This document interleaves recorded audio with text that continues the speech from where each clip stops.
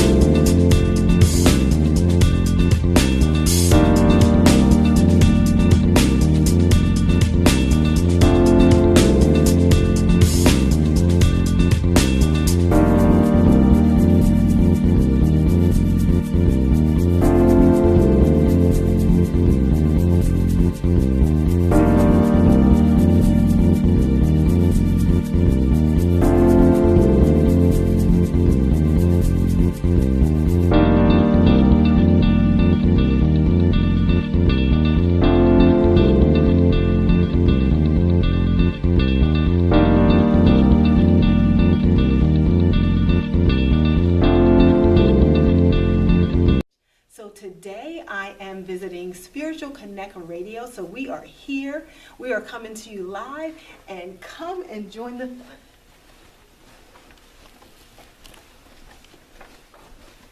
So this is the waiting area.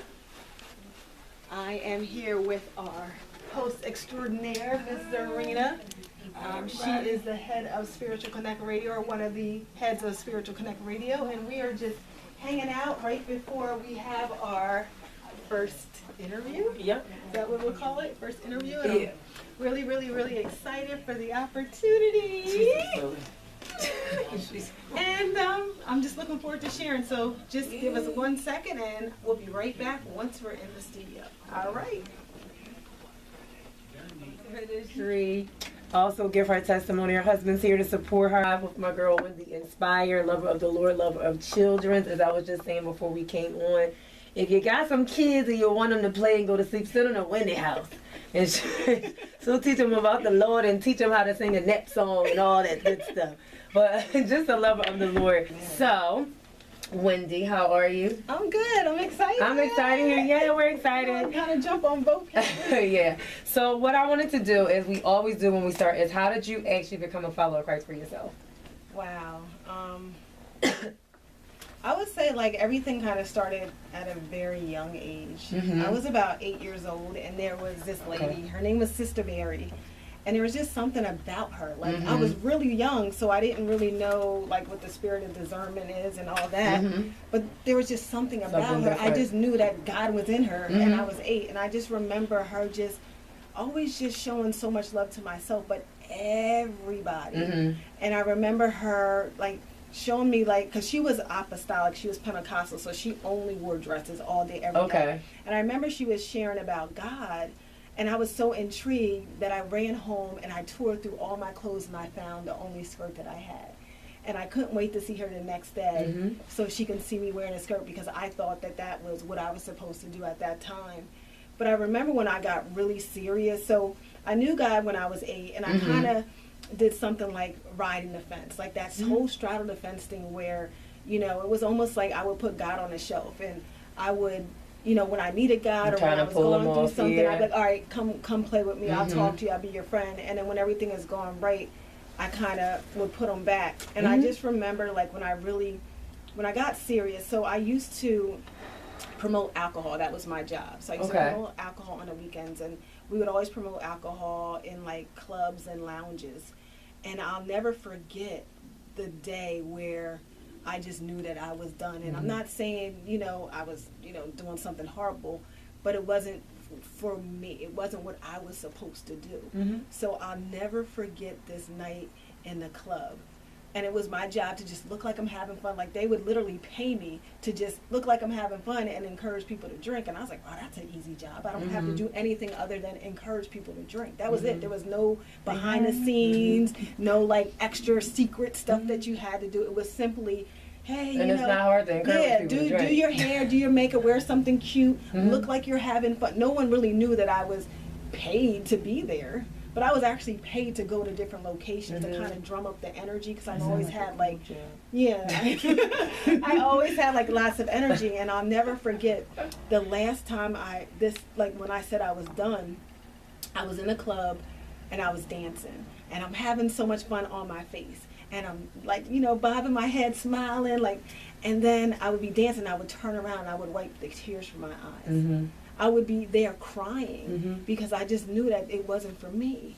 And I remember, and it was like mind-boggling why I was even there if I'm so sad on the inside, but I look like I'm happy on the outside. And it was mind-boggling why I was there to begin with. So I would literally be dancing like, oh yeah, let's go, and then I'd turn around like I'm dancing, I'd like this real quick, and I wipe the tear, and then I turn back, and I turn the switch back on, and I smile. And I remember that was when God was really, so really that's like chasing where the relational side. Yeah, like he was like chasing me, and it was literally like he was like physically, if you were to close your eyes, okay, and you feel this, like this, it was literally like he was chasing me around the club, and he was like, you don't belong here, you don't belong here, what are you doing, what are you doing, you don't, and it just kept playing so loud. We all had those, well, let me speak for myself.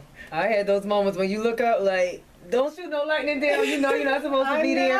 Like, you in God, but like, I want to be with friends, and I'm in God, but I want to be with my friends. And the Holy Spirit, you are so uncomfortable. Like, so uncomfortable, and it's like you're doing this with your clothes and you're pulling it down, and you're pulling your dress up and stuff like that. I really want to ask you this because this is really what your ministry is. You were really severely kind of like bullied a lot growing up, and like that's kind of what your ministry was. Share a little bit, like maybe give us a little synopsis of what you've gone through as far as bullying, how have you overcome that? Because bullying is like, these kids today, I mean, they killing themselves at 8, you know, they just taking themselves out of here. And they don't talk about it as much as I think that they need. They don't educate parents, families on the signs and stuff like that. And I think that's a really awesome ministry that you have. So share a little bit about your testimony with bullying and how you overcome that. Wow, let's see what time it is. All right, I'm gonna give you the short and sweet version because it goes really, really deep. And again, everything kind of started out with the fact that I was already peculiar. So when you don't feel self-confident, it almost makes you a target. So I'll never forget, like I can deal with it now as an adult, but I can also have so much compassion for children. Like, I'm so passionate about children, it's just ridiculous. And I didn't know why I was going through what I was going through, but now looking back, I know that it was because God will allow you to go through something for someone else. Most of the stuff that we go through is for somebody else. And all those times that I cried myself to sleep, all those times that I didn't fit in, all the times that I went through so much, it was to prepare me for what God called me to be. Because how can he put me in a role of a youth minister, which I'm in the process of working on, put me in the role of a youth minister and to relate to children, and I can't get deep and down with what they're really going through. Like, how can you help somebody if you didn't go through it? Because you can't just read a book on psychology and think that, oh, I'm a psychologist and I'm going to just help people. Not knocking the people who read the books, but I'm just saying, like, to really be able to relate, you have to go through it. So I just remember a lot of my life I was bullied. So it started out when I was really, really little. I knew I was peculiar, but I still had a lot of friends, and then my father retired, and because I grew up military. Okay. And military lifestyle so y'all kind of move different. A lot, yeah. It's different. It is. And it's almost like you're taught that you're not supposed to be mean. You're not supposed to talk about people. You're like you're not allowed. Yeah. I mean, you shouldn't do it anyways. Yeah. But like if you pick on somebody and you're military, your dad can lose a stripe. Oh, okay. Your dad will lose a stripe if you go to the playground and you pick on a little kid. and that little kid tells the father's first sergeant or whoever's on top of them, your dad can lose a stripe, your dad can lose his job, your dad can get kicked off base, he can lose money. Like, it's that serious when you grow up on base. Like, you have to be respectful, you have to be nice, you have to. And if you're not, you better hope somebody doesn't tell, because it was like a really close-knit family. Did not know that people would tell. So I would say I grew up peculiar, and I knew I was peculiar, but I was still accepted when I was on the military base, because everybody was peculiar. Whether it was you're from another country, you speak another language, like everybody was just from all over the world, and all my friends were different from me. So it kind of gave me a feeling of acceptance, because everybody was different. So I didn't really experience a lot of the bullying until my father retired. So he took me out of it. I lived in a gated community almost my whole life, at least my childhood. Y'all got to start living with them civilians. Yeah, I know. And boy. We some civilians, y'all. Yes. So that's when I actually experienced it. I went into shock, because I was so used to everybody being nice and respectful. And then, it was just different. It's different for you So guys. I went into like major shock. I was like, oh my goodness, like these people are just mean. So I'm already timid, I'm already shy, I'm already peculiar. And I grew up on a military base, and you're going to take this person that you created, this little nice little girl, and you're going to throw her in here with these lions. Yeah. So, I remember just going to school and just people just lying on me and making fun of me, and saying that I messed with their boyfriend, just stuff that was like ridiculous. Like my first day of school, these girls said I was messing with their boyfriend. And again, I retired from the military. My dad retired from the military, and we were new to the community. We were new to the area, so they new to the school. That's how they do. And I'm like, but I don't even know you. Who's your boyfriend? Oh, I heard you was talking about me. I was like, this is my first day. I don't even know you. What are you talking about? And it just kind of started to snowball. So I already, again, felt peculiar, and now people are picking on me. It just made me feel like, wow, well, maybe I'm not good enough. Maybe I'm not special. Maybe I don't really mean anything, because if I was really so special, why would they treat me so bad? And then it's almost like kids are cruel. So, when they see the timid one in the back, it's like, oh, I'm bored, so I'm going to mess with her. And then everybody gets their whole crew, and now it's like, 50 million girls and me. And then but then after a while I got tired of being afraid, and I was like, you all want to fight me. Then my mama tell you my story. I went through the same thing. But that's what happened, and I'm not condoning violence at all. But I understand what you mean. But I learned how to fight real good. Real good, because I got tired of running. I got tired of being afraid. And sometimes you just get tired of being afraid. So I said, you know what? I'm better off fighting and going down fighting than running from y'all forever. I'm grateful that I went through what I went through, because it just gives me a heart to include everybody. And that's what, my Happy Being Me Village is. And it's something that I do on my YouTube channel when I say, no matter who you are, what you are, how you are, you're safe here with us in our Happy Being Me Village. But it's true. Like, I'm not just saying it just to say it. I'm saying it because it's true. And when I see somebody who is out of place, like, I actually look for the people who maybe walking with their head down, or maybe sitting by themselves, and I just feel like I can't just leave them there. Like, they're having a bad day, and all they might need is somebody to give them a word of encouragement, or tell them that they can do it, or smile, or just talk to them, but be authentic. Don't just say, oh yeah, I said hi, how you doing, because I want to toot my own horn, but to really show them a music video, professional music video, this upcoming Saturday.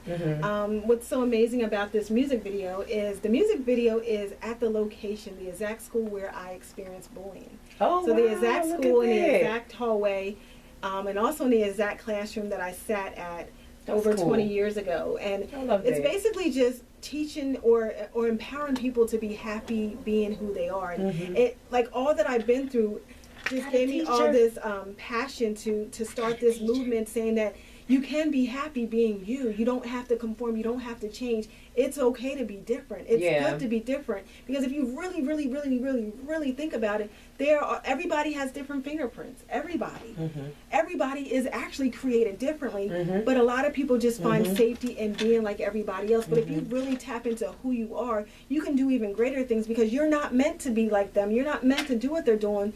Everybody's meant to kind of stay in their own lane. Be like Abraham. So I started this movement I started my business about a year ago, and I chose the name Someone Cares About Me. So I was This is God's ministry, by the way, because I prayed for everything regarding this ministry is all about God. Because from the name, from the book, from the church, from the location, everything has been prayerfully set. So to get to how I wrote my book right here. You see it, everybody, the little kids book. I told y'all, Wendy will play with y'all kids to put them to sleep. Send them to Wendy's house.